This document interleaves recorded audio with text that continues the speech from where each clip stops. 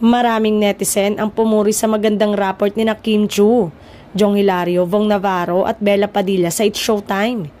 Kahit nga wala si na Vice Ganda at Ann Curtis ay kaya raw dalhin ng 4 ang kapamilya noontime show. Nasa Dubai kasi si Vice kasama ang asawa niyang si Ayon Perez habang nasa laking taping naman ng It's Okay to Not Be Okay si Ann.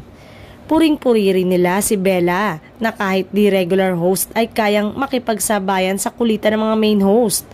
Kaya naman, kinukulit siya ng mga netizen na maging regular host na sa It's Showtime.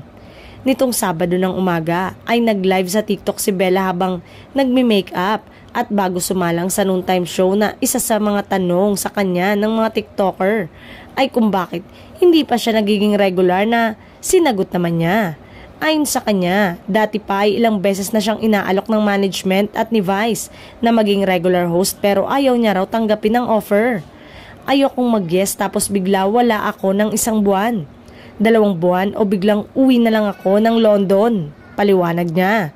Mahirap nga naman matali sa isang daily show lalo pat busy din kasi siya sa paggawa ng mga pelikula at teleserye at kasalukuyan din siyang nagsusulat ng script.